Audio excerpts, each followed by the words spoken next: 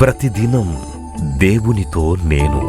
కుటుంబ వ్యవస్థలు, జీవన విలువలు అస్తవ్యస్తంగా మారుతున్న ఈ రోజుల్లో ప్రభువు దాసురాలు రెవరెండ్ డాక్టర్ జాయ్ చెరియన్ గారు దైవ దర్శనంతో ప్రభువు సన్నిధిలో కనిపెట్టి పొందిన 366 విభిన్న ధ్యానాంశములను ప్రతిదినం దేవునితో నేను అనే పుస్తక రూపంలో ప్రపంచానికి అందించారు. ఇది అనేకుల జీవితాలను ప్రభావితం చేసే ఒక విలక్షణమైన గ్రంథము.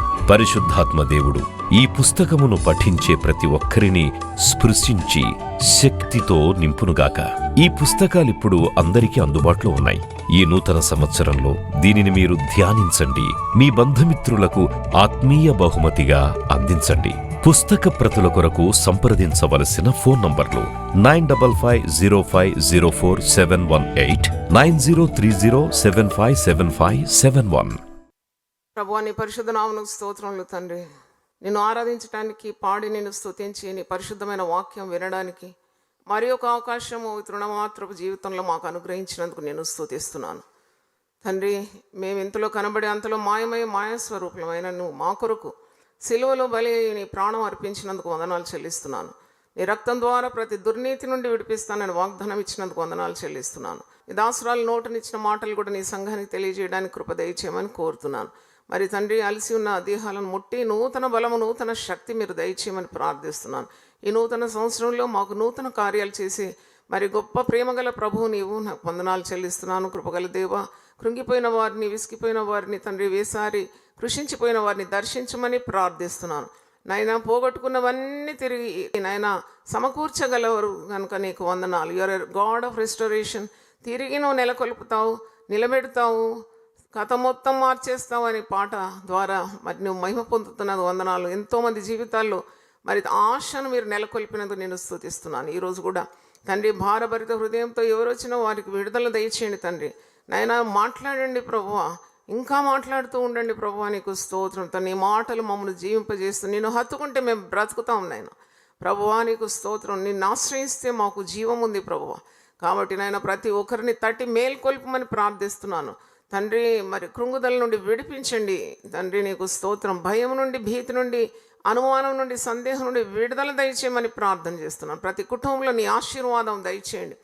పలకండి నైనా, నీవు నీ దీవెన పలుకుమని ప్రార్థిస్తున్నాను. ఇది దీవిస్తేనే అది దీవెనగా మారుతుంది తండ్రి. మా స్వప్రయత్నాలు కాదు, మేము నీ మీద ఆధారపడాలంటే మాకు ప్రార్థనా శక్తి కావాలి ప్రభువా.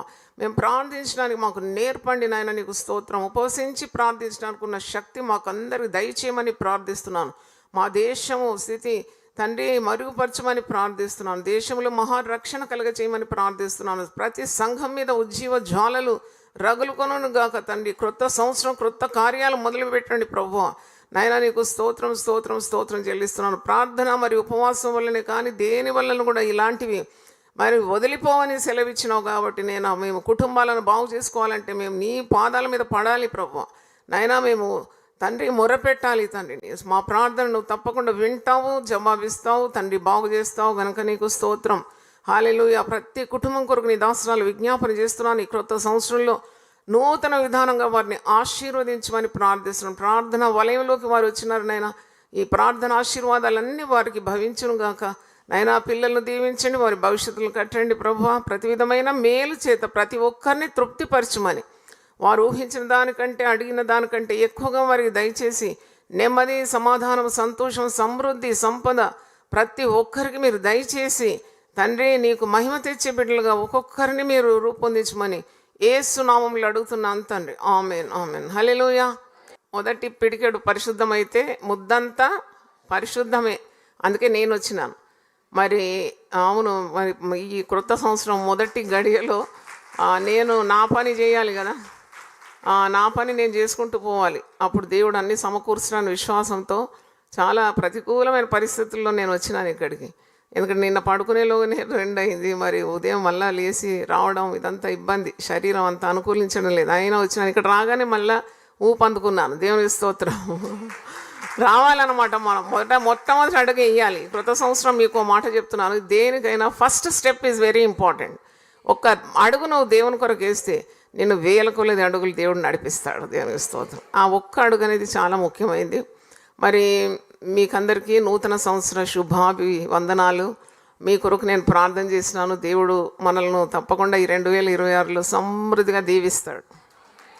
మీ రుణ బాధలన్నీ తొలగిపోతాయి. మీకు క్రొత్త ఆరోగ్యం ఇస్తాడు. మీ పిల్లలు బాగుపడతారు. మీ పిల్లల వివాహాలు జరుగుతాయి. మీ పిల్లలకు ఉద్యోగాలు ఇస్తాడు. మీ పిల్లలు రక్షణ పొందుతారు. మరి మీరు పిల్లలను చూస్తారు. హల్లెలూయా. మరి మీరు సొంత భూములు కూడా కొనుక్కుంటారు. మరి దేవుడు మిమ్మల్ని దీవించి ఆశీర్వదించి అభివృద్ధి పరుస్తాడు. ఈ సర్వ శరీరానికి ఆరోగ్యం ఇవ్వబోతున్నాడు. హల్లెలూయా. ఇంకా ఏంటి క్రొత్త కార్యాలు? మీ పరిశుద్ధాత్మనిస్తాడు మీకు. దేవునికి స్తోత్రం. అదే చాలా ఇంపార్టెంట్ కదా. నేను ఎప్పుడు ప్రార్థన చేస్తాను, మా సంఘం మీద నీ యొక్క ఆత్మను కుమ్మరించు.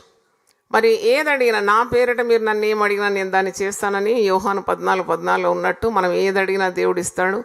ఆత్మ వర్ధిల్లుచున్న కొలది మనము అన్ని విషయంలో వర్ధిల్లాలని దేవుడు ఆశిస్తున్నాడు. నా పిల్లలందరూ సత్యమును అనుసరించి వినుట నాకెంతో సంతోషం. ఇవన్నీ వాగ్దానాలు నెరవేరుతాయి. It has a potency to come to existence. అంటే ఆ దేవుని మాట అంత శక్తి కలదు కదా. ఆయన నోటి మాట చేత సర్వ ప్రపంచాన్ని రూపొందించినాడు. కలుగును గాక అని కలిగింది. వెలుగు కలుగును గాక అని ఆదికాండం 1:3 ఉంది. చీకటిలో ఏం కలిగింది? వెలుగు కలిగింది. కనుక అన్నీ ఆయనలో నుండే రావాలి మనకు. అదొక్కటి తెలుసుంటే మనమందరం కూడా దీవింపబడతాం. Everything has to come from God. అయితే ఈరోజు మరి మెఫీబోషెతు గురించి. మెఫీబోషెతు అంటే దాని అర్థము రిస్టోరర్ ఆఫ్ షేమ్, అంటే అవమానము మరి పోగొట్టుకున్న వ్యక్తి. దేవుడు అతన్ని ఘనపరిచినాడు. సౌలు యొక్క మనుమడు కదా, యోనాతాను కుమారుడు. దావీదు యోనాతాన్లు ఇద్దరు కూడా చాలా గొప్ప స్నేహితులు. మరి కుంటివాడు మెఫీబోషెతు, అంగవైకల్యం గలవాడు. అతని గురించి ఆలోచించినాడు దావీదు. ఎందుకంటే దావీదుకు మెఫీబోషెతు తండ్రికి ఒక పెనవేయబడిన బంధం ఉన్నది కాబట్టి మిత్రులు వారు చాలా థిక్ ఫ్రెండ్స్ అనమాట. యోనాతాను దావీదు. యోనాతాను మరణించిన తర్వాత దావీదుకు జ్ఞాపకం వస్తుంది. అరే ఈ అబ్బాయి ఎక్కడున్నాడని చెప్పి వెతికి, నువ్వు సదాకాలం నా బల్ల యొద్దనే నీవు భోజనం చేస్తావు అంటే రాజు యొక్క కనికరం పొందుకున్నాడు ఈ కుంటివాడైన మెఫీబోషెతు. అందుకే అతనికి ఇంకా జీవితాంతం భయము లేదు, బెదురు లేదు. రాజు బల్ల దగ్గర ఆయన భోజనం చేసే ఆధిక్యతను భాగ్యాన్ని పొందుకున్నాడంటే, నేను కొత్త నిబంధన నుండి కుంటివాడిని గురించి ధ్యానించిన అని చెప్పినాం కదా. మా ఇద్దరికి ఏం తెలియదని. అపోస్తల కార్యం 3వ అధ్యాయంలో ఒక కుంటివాడు ఉన్నాడు. మరి ఈ కుంటివాడు కూడా దిక్కులేని దరిద్రుడు. నన్ను అడిగితే మరి ఎవ్వరు దిక్కులేరు, పుట్టుకుంటివాడు. మరి వయసు దాదాపు 40 సంవత్సరాలని అపోస్తల కార్యం 4వ అధ్యాయంలో ఉంది. ఈ ప్రసంగానికి నేను టైటిల్ ఏం పెట్టినానంటే, పుట్టుకుంటువానికి క్రొత్త జీవితం, a new life for the lame person. అంటే వీనికి ఎప్పుడు జీవితంలో ఇలాంటి అద్భుతం జరుగుతుందని వాడు ఎప్పుడు ఆశించలేదు, ఎప్పుడు అనకలేదు, ఎప్పుడు ఊహించలేదు. మరి ఎప్పుడు వాడు ప్రార్థన కూడా చేయలేదు. వాడు పుట్టినాడు అంతే, ఇంతే వాని గతి అని వాడు అనుకున్నాడు. కానీ మీకు ఒక మాట చెప్పాలి, మెఫీబోషెతుకు సహాయం చేసింది రాజు. కానీ ఈ కుంటివాడు క్రొత్త నిబంధనలో అపోస్తల కార్యం 3వ అధ్యాయంలో కుంటివానికి సహాయం చేసింది రాజులకు రాజు, ప్రభువులకు ప్రభు. పాత నిబంధనలో రాజు సహాయం చేస్తే క్రొత్త నిబంధనలో రాజులకు రాజు, ప్రభులకు ప్రభు సహాయం చేసినాడు ఈ దిక్కులేని దరిద్రుని. ఎప్పుడైతే నీకు దిక్కు లేదు, నేను దరిద్రురాలను, నా గురించి ఎవరు పట్టించుకోవడం లేదు, నా ప్రార్థనలన్నీ మరి ఆవిరిగా ఉంది, దేవుడు వినడం లేదు అంటే, ఇలాంటి విసుగుదలు వచ్చినప్పుడు ఇవన్నీ మీరు గుర్తు చేసుకోవాలి. పరిశుద్ధ గ్రంథం మనల్ని బలపరుస్తుంది, స్థిరపరుస్తుంది, మనకు ఆశను కల్పిస్తుంది, ఆశలు నెరవేరుస్తుంది. కాబట్టి ఈ కుంటివాని గురించి నేను ఆలోచించినప్పుడు, వీడిని మోసుకొని వస్తారు ప్రతిరోజు, మోయబడిన వాడు వీడు. అపోస్తల కార్యం 3వ అధ్యాయం తీయండి. Everyday someone has to carry him. వాడు బై బర్త్ అంగవైకల్యం గలవాడు, పుట్టి కుంటివాడు. అయితే నేను ఇది ధ్యానిస్తున్నప్పుడు పుట్టుకతో గుడ్డివారిని కూడా దేవుడు స్వస్థపరిచినాడు, పుట్టుకతో చెవిటి వారిని కూడా స్వస్థపరిచినాడు, పుట్టుకతో కుంటి వాళ్ళని పుట్టుకతోటి అంటే పుట్టుకతోటి పక్షవాతం గల వాడిని బెతెస్దా కోనేటి దగ్గర బాగు చేసినాడు. అంటే పుట్టుకతోటే వీళ్లకు ఇలాంటి రోగాలు ఉంది. పుట్టుకతోటి వచ్చేది పోనే పోదా అంటారు చాలామంది, కానీ పుట్టుకతో వచ్చేది యేసు ప్రభు ద్వారా పోతుంది. దేవునికి స్తోత్రం. ఈయన కోపం పోదురా నాయన, వీడు నా ప్రాణానికి పెద్ద మరి అడ్డుగా ఉన్నాడు అని, లేకుంటే మనం అట్లా అనుకుంటాం, వీడు మారుమనసు పొందాడు అనుకుంటాం, ఆ వ్యక్తి బాగుపడాడు అనుకుంటాం. వానికి పుట్టుకతోటే ఉంది గుణాలు అంటాం. కానీ యేసు ప్రభు శరీరధారిగా ఉన్నప్పుడు పుట్టుకతోటి ఉన్న సమస్యలను పరిష్కరించినాడు. దేవునికి స్తోత్రం. మరి ఈ పుట్టుకుంటివాడు నిస్సహాయుడు, నిరీక్షణ లేదు, హోప్లెస్, యూజ్లెస్, అంటే ఏ ఆశాకిరణం లేదు అని జీవితంలో. వాడు నెమ్మదిగా ఉండడానికి, సంతోషంగా ఉండడానికి ఆస్కారం ఏమి లేదు. అయితే ఇక్కడ దేవుడు ఒక అద్భుతం చేసినాడు. ఈ పుట్టుకుంటూ వాడిని సంపూర్ణ స్వస్థత కలగమనిగా చేసినాడు. దేవునికి స్తోత్రం. యూదులు 3 సార్లు ప్రార్థన చేస్తారంట. ఉదయం 9 గంటలకు ఒకసారి, మధ్యాహ్నం 12 గంటలకు ఒకసారి, మళ్ళీ 3 గంటలకు ఒకసారి, 3 times దే ప్రే. అది కూడా వాళ్లకు పరిశుద్ధాలయంలో వెళ్ళి ప్రార్థన చేయడం అలవాటు అంట. వాళ్ళు నమ్ముతారు అన్నమాట, పరిశుద్ధాలయం నుండి చేసే ప్రార్థనలు దేవుని చెవిలో చచ్చిపోతుందని. దానికి ఆధారము కీర్తనలు 18:6 ఉంది. నేను నీకు మొర్ర పెడితే పరిశుద్ధాలయం నుండి నా మొర్ర నీ చెవిలో వచ్చాను అనే వాక్యం కూడా ఉంది. కనుక యెరూషలేములోకి వచ్చి ఆ యెరూషలేములో ఉన్న మరి ఆలయంలో ప్రార్థన చేస్తే దేవుడు వింటాడన్న వాళ్ళకు ఒక గొప్ప నమ్మకం. చెదిరిపోయిన విశ్వాసులందరూ పండుగ పూట యెరూషలేముకి వస్తారు ప్రార్థనలో, పండుగ జరుపుకోవడానికి. అలాగూ ఈ 3 సమయాల్లో మరి ప్రార్థన చేయడానికి మరి ఆలయం చాలా పవిత్రమైనదని ఎంచి ఆలయంకి వచ్చి ప్రార్థన చేయడం వారి ఆనవాయితీ, వారి తీరు అన్నమాట. అది హ్యాబిట్, అలవాటు. అలాగూ పగలు 3 గంటలకు, అపోస్తల కార్యం 3వ అధ్యాయం చదువుతున్నాను, పగలు 3 గంటలకు ప్రార్థనా కాలంలో పేతురును యోహాను దేవాలయంలోకి ఎక్కి వెళుచుండగా, పేతురు యోహాను ఫ్రెండ్స్ మీకు తెలుసు కదా, పీటర్ అండ్ జాన్, ఇంకా యాకోబు కూడా ఉన్నాడు. They are called the inner circle of disciples. పేతురు, యాకోబు, యోహాన్ అంటే యేసు ప్రభుకు అతి ప్రియమైన శిష్యులు. దేవుని కూడా ప్రియమైన బిడ్డలు ఉంటారు, ప్రియమైన బిడ్డలు ఉంటారు, అతి ప్రియమైన బిడ్డలు కూడా ఉంటారు. ఎందుకంటే వాళ్ళంతగా దేవుణ్ణి ఆనుకుంటే అతి ప్రియమైన బిడ్డలు ఉంటారు. యేసు ప్రభుకు 12 మంది శిష్యుల్లో ఇన్నర్ కోర్ ఆఫ్ డిసైపుల్స్ ఎవరంటే పేతురు, యాకోబు, యోహాను. ఇంకా ఎక్కువ ప్రియుడు ఎవరు తెలుసా మీకు? యోహాను. యోహాను ఎక్కడ ఉంటాడు? ఎప్పుడు యేసు రొమ్మున ఆనుకుంటాడు. అయితే పేతురు, యోహాన్లు కలిసి దేవాలయంకు వెళ్తున్నారు పగలు 3 గంటలకు, ప్రార్థనా సమయం. చూడండి, ఇక్కడ ఒక ప్రార్థనా సమయం ఉంది, ఒక సహవాసం ఉంది, ఒక స్థలం ఉన్నది. చూడండి, ప్రార్థనకు మీకు స్థలము, సహవాసము, సమయం, ఇట్ గోస్ టుగెదర్. 3 పీటల త్రాడు తెగదంట. అలాగూ మనము యునైటెడ్ పీపుల్ ఫెలోషిప్లో క్రొత్త కార్యక్రమం ఆరంభించినాం. అదేంటంటే రోధించే స్త్రీల సహవాసం అని, వీపింగ్ విమెన్ ఫెలోషిప్. అంటే ఒక ప్రార్థనా స్థలము, ఒక ప్రార్థనా సహవాసం, ఒక సమయం, చాలా ఇంపార్టెంట్ అది. అలా ఏర్పాటు చేస్తే దాదాపు 30 అంటే first time we ventured out. అంటే ఇంతకుముందు కూడా రకరకాల పేర్లతో ప్రార్థన మరి యూపీఎఫ్లో జరిగింది, చాలా ఫలితాలు వచ్చినాయి. ఈ ప్రార్థనా సహవాసంలో జరిగే అద్భుతాలు అన్నమాట ఇది. పేతురు, యోహానులు వచ్చినారు ప్రార్థన చేసుకోవడానికి. వచ్చినప్పుడు వారికి ఈ కుంటివాడు, కుంటివాడు ఎదురైనాడు. మరి పుట్టినది మొదలుకొని కుంటివాడైనా ఒక మనుష్యుడు మోసుకొని పోబడుచుండాను. నడక రాదు కదా కుంటివాని, వాడిని ఎవరన్నా మోసుకోవాలి, ఎందుకంటే వాడు పుట్టినప్పుడు నడవలేదు. He doesn't have any walking experience, నడకనే రాదు కదా, ఎముకలంత బలహీనంగా ఉంది ఆయన. అని మోసుకొని తెచ్చి రోజు అక్కడ మందిర ద్వారం దగ్గర పెడతారు. వాడు దేవాలయంలోనికి వెళ్ళువారిని భిక్షం అడుగుటకు కొందరు ప్రతి దినం వారిని శృంగారమును దేవాలయపు ద్వారం వద్ద ఉంచుచూ వచ్చిరి. ఇంత భయంకర దయనీయమైన స్థితి కదా. నడక రాదు, డబ్బులు లేవు, భిక్షగాడు, ఒకరి మీద ఆధారపడాలి. తెచ్చి మోసి అక్కడ కూర్చోబెడితే వాళ్ళు ఏమో ఒట్టిగా పని చేస్తారా? ఆ దొరికిన కొన్ని డబ్బుల్లో వాళ్ళకు కూడా షేర్ ఉంటుంది కదా, కొద్దిగా వాళ్ళకు కూడా ఇవ్వాలి. ఆఖరికి ఒరిగిందేమో నాకు తెలియదు. మరి భార్య బిడ్డలు ఉన్నారో తెలియదు. ఇటు కుంటివాన్ని వాడు పెళ్లి చేసుకుంటారు అయినా కానీ మూత.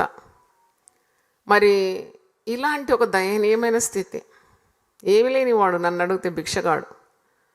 అటు ధనము లేదు, ఇటు ఆరోగ్యం లేదు, అవయవాలు లేవు, పేరు లేదు, కీర్తి లేదు. ఒక పేదవాడు. వీడు పుట్టుకతోటే ఒక శాపం ఉన్నది వానికి. అదేంటంటే అంగవైకల్యం సరిగా, మరి అంగవైకల్యంతో బాధపడుతున్నాడు. నేల మీద పాదం మోపి నడవలేని పరిస్థితి. పేతురు యోహాను దేవాలయంలో ప్రవేశించబోనప్పుడు వాడు చూచి భిక్షం అడుగుతున్నాడు. దైవజనులను చూసి ఏమంటున్నాడు? భిక్షం అడుగుతున్నాడు. ఒకరు భిక్షం అడిగితే మీరు ఎంత ఇస్తారండి? మా అంటే మీరు వెతికి వెతికి వెతికి ₹1 బిల్ల లేదనుకుంటే ఇప్పుడు కదా. అబ్బాయి చిల్లర కనబడతలేదు ఇప్పుడు. ఇక పెద్ద నోటు ఇవ్వడానికి బుద్ధి ఉండదు, మనసు ఉండదు.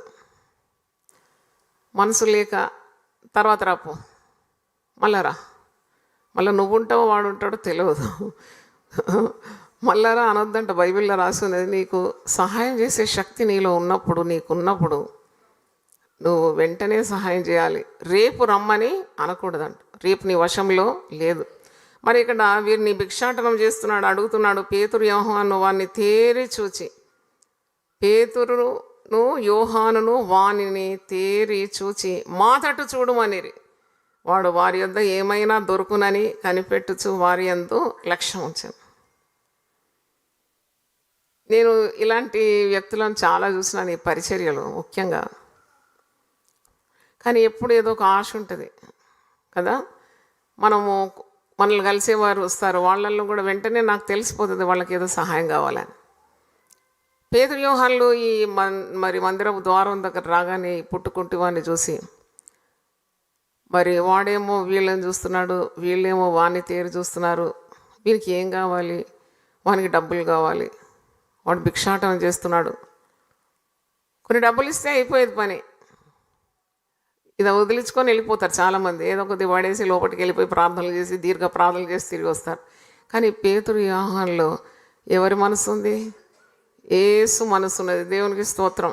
వాళ్ళు చూసి చూడనట్టు పోలే. చూడండి, అక్కడ ఒక దీనుడు, దరిద్రుడు, దిక్కులేనివాడు, కుంటివాడు భిక్షం అడుగుతుంటే శ్రద్ధ చూపెట్టినారు. అక్కడ నిలబడి మా తట్టు నువ్వు చూడమని అంటున్నారు. వాడేమో వీరి దగ్గర ఏమైనా దొరుకుతుందేమో అని కనిపెడుతూ వారి మీద లక్ష్యం ఉంచుతున్నాడంట. అప్పుడు పేతురు ఒక మాట అంటాడు. వెండి బంగారములు నా యొద్ద లేవు, కానీ నాకు కలిగినదే నీకు ఇచ్చుచున్నాను. నజరేయుడైన యేసుక్రీస్తు నామమున నడుమని చెప్పి వాని కుడి చెయ్యి పట్టుకొని లేవనెత్తాను. వెంటనే వాని పాదములు చీల మండలములు బలము పొందాను. హల్లెలూయా. వాడు దిగ్గున లేచి నిలిచి నడిచెను. నడుచుచు గంతులు వేసాను. గంతులు వేయచు దేవుని స్తుతించుచు వారితో కూడా దేవాలయంలోనికి వెళ్ళాను. హల్లెలూయా. అంటే ఏదైనా చేయగలడు. పాడుతూ ఉంటారు కదా మీరు. అసలు ఈ పుట్టుకుంటే వానికి ఇంత అదృష్టం ఆ రోజుల దక్కింది కదా. దైవజనులను ఎదుర్కొంటే ఎంత శుభమే కదా. ప్రార్థనకు వస్తున్నారు, కానీ వీని జీవితంలో ఒక పెద్ద మార్పు కలిగింది. వాడు నడుచుచు దేవుని స్తుతించుట ప్రజలందరూ చూసి, శృంగారమును దేవాలయపు ద్వారము వద్ద భిక్షము కొరకు కూర్చుండిన వాడు వీడే అని గుర్తెరిగి వానికి జరిగిన దాన్ని చూచి విస్మయముతో నిండి పరవశులైరి. అరే, కుంటివాడు నడిచినాడంటే అది పెద్ద కార్యం కదా, మరి అద్భుతమే. అది యేసు ప్రభు శక్తి, యేసు చేసిన పని అయి ఉన్నది. అంటే అసలు వీని జీవితం మనం చూసినప్పుడు ఒక భిక్షగాడు, వాడికి ధనము లేదు, వాడు ఎప్పుడు ఆశిస్తున్నాడు ఎవరైనా ఏమైనా ఇస్తారా అని. వానికి నిలవరాదు, వాడిని ఒకరు మోయాలి. వానికి ఒక స్థలం నుండి ఇంకో స్థలం వెళ్ళాలంటే ఎవరో మానవుల సహాయం కావాలి. వాళ్ళు మోసుకొని వెళ్ళాలి. మోసుకొని ఊరికే వెళ్ళరని చెప్పినాను కదా. మోసుకున్న వారికి కూడా ఏమన్నా భాగం ఇవ్వాలి. ఊరికే ఎవరు మోస్తారని. మళ్ళీ అక్కడ కూర్చొని మరి వాడు పొద్దున్న నుండి కూర్చుంటే వాడు అట్టాగే కూర్చోవాలి. మరి వాని పరిస్థితి చాలా దయనీయం అనిపిస్తుంది. ఇలా కూర్చుండిపోయే వారి దగ్గర దుర్వాసన ఉంటుంది. ఎందుకంటే వాళ్ళు ఇవ్వలేరు కదా, even for attending natural calls. అంటే మరి వాష్రూమ్ పోతారు, లేకుంటే బయట మరి వాళ్ళని రిలీవ్ చేసుకోవాలంటే వాళ్ళకి అస్సలు వీలు కాదు. They have to depend on others. అందుకే కూర్చునే దగ్గర అంతా ఎలాంటి దుర్వాసన, ఈగలు ఇవన్నీ వాళ్తాయి. మూమెంట్ లేదు కదా, మొబిలిటీ లేదు కాబట్టి. మరి వానికి ఎవరు ఆహారం పెడతారు, వాని గురించి ఎవరు పట్టించుకుంటారు? ఒక కుటుంబం అంటూ ఉండదు వానికి. మరి ఈ దిక్కులేని దరిద్రుడు అనమాట, భిక్షగాడు. వాడు భిక్షగాడు, ఈజ్ ఎ బెగ్గర్. మరి వీని మీద ఎవరు లక్ష్యం ఉంచుతారు? దేవుని బిడ్డలు, పేతురు, యోహానులు, వారు మరి దేవుని భక్తులు, వారి శిష్యులు, అపోస్తలు, వారు మరి దేవాలయం వెళ్తున్నప్పుడు వీడు ఎదురైనాడు కాబట్టి ఆ ప్రభు యొక్క స్వభావం, ఆ మంచితనం, ఆ యొక్క దయ, కరుణ ఈ భిక్షవాణి మీద మరి భిక్షవాణి మీద చూసినప్పుడు కలిగింది కాబట్టి వాళ్ళు అక్కడ నిలబడ్డారు. అసలు శుచి శుభ్రం లేని దగ్గర ఎవరు నిలబడతారండి? ప్రభు ప్రేమ ఉంటే నిలబడతారేమో. అక్కడ నిలబడి మరి వీడేమన్నా ఇస్తున్నారేమో వాడు ఎదురు చూస్తున్నాడు. వాని దయనీయమైన స్థుతి చూసి వీళ్ళు మరి తేరి వాని తట్టు చూస్తున్నారు. వాడేమో చేతులు జాపుతున్నాడు, వీళ్ళు ఏమైనా ఇస్తారని. వాళ్ళు డబ్బులేమి ఇవ్వాలి, ఏదో కొన్ని కాయిన్స్ ఇస్తారేమో కదా, కొన్ని కాయిన్స్. కొందరైతే కాయిన్స్ రెడీ పెట్టుకుంటారు కార్లో కూడా. ఎందుకంటే కారు ఎక్కడన్నా ఆగితే భిక్షగాళ్ళు వస్తారు కదా, అప్పుడు కొద్దిగా చేంజ్ ఇస్తారు. అంతే ఇవ్వగలరు మానవులు. కానీ వీళ్ళ దగ్గర అది కూడా లేదనుకుంటా. డబ్బు సంచి శిష్యుల్లో ఎవరి దగ్గర ఉంటుంది? వాడు లేడు కూడా. ఈ క్రొత్త నిబంధనలోకి వచ్చిన అపోస్తల కార్యంలో మరి డబ్బు సంచి ఎవరి దగ్గర ఉందో వీళ్ళ దగ్గర అంటున్నారు, మా దగ్గర ఏమి లేదు అంటున్నారు ఈ అపోస్తలు. వెండి లేదు, బంగారం లేదు, మాకు కలిగిందే నీకు ఇస్తున్నాం. నజరేయుడైన యేసు నామంలో లేచి నడుమని ఆజ్ఞాపించినారు. వాడు దిగ్గున లేచినాడు, అంటే చేయబట్టినాడంట పేతురు. లేచి నేల నుండి లేవనెత్తినాడు, వాడు నిలబడినాడు. అంటే ఇన్స్టెంట్గా అద్భుతం జరగడం ఏంటి? పుట్టుకుంటే వాడు 40 ఏళ్ళ నుండి అదే పరిస్థితులు ఉన్నాడు. ఈరోజు నేను అదే చెప్పాలనుకున్నా. చాలా కాలం నుండి మీ పరిస్థితులు మారడం లేదు. విసుకెత్తినారు మీరు చాలామంది. మీ గుండెలు నాకు కనబడుతున్నాయి. విసుకెళ్తున్నారు మీరు. ఏంటిది ఎప్పుడు ఉన్నదే కదా అని అనుకుంటున్నారు మీరు. అట్లా అనుకోకుండా at any time God can do miracle. Any time money అంటారు, ఏటీఎం కదా. నేనంటాను ATM, any time miracle will happen in your life. Any time. వాడు ఉదయం వచ్చినప్పుడు ఇలాంటివి జరుగుతుంది తన జీవితంలో ఆ రోజని వానికి ఆశ ఉండిందా? లేకుంటే వాడు ఏమన్నా ఊహించినాడా? ఈరోజు ఉదయం లేవగానే వానికి కాళ్ళు చేతులు వచ్చేస్తాయి, వాడు బాగైపోతాడు, యేసు నామములో స్వస్థత నాకు లభిస్తుందని వాడు కలలో కూడా ఊహించలేదు. ఏ దినము ఏది సంభవించినో అది నీకు తెలియదు, నాకు తెలియదు కదా. Any day God can bless you. Any day God can work out a miracle. నువ్వు అందుకే ఉదయం లేచి గునుస్తూ సనుగుతూ లేవద్దు. నువ్వు ఉదయం లేచి కొన్ని నిమిషాలు దేవుని సన్నిధిలో ఉండి, ఈరోజు నా జీవితంలో ఏదో ఒక అద్భుతం జరుగుతుందని నమ్మాలి. దేవుని స్తోత్రం. నేను నమ్మినాను ఈ 40 రోజుల గురించి, నేను నమ్మినాను. అలాగే ఆశ లేకుండింది, కానీ పట్టుదల మాత్రం నేను వదలలేదు. ఎక్కడ దొరకకుంటే రామ్నగర్ ఆలయంలో నేను కొంతమంది కలిసి మేము సిలువను ధ్యానం చేసి, అది రిలే అవుతుంది ఎలాగన్నా బూదిగంతంలో వరకు యూట్యూబ్ ద్వారా వెళ్ళిపోతుంది కదా, అలా చేద్దాం అనుకున్నాను. కానీ నా ఆలోచనలన్నీ కొట్టేసి విశాలమైన ప్లేస్ దేవుడు ఇచ్చినాడు. దేవుని స్తోత్రం. నమ్మదగిన దేవుడు. నేను అప్పటి నుండి చెప్తున్నా, దేవుడు ఎక్కడో మార్గము తెరుస్తాడు. కనుక నీవు జీవితంలో నిరాశ పడకూడదు. మరి ఈ కుంటివానికి ఎంత నిరాశ ఉండిందో జీవితంలో, ఎంత విసుకెత్తినాడో పాపం.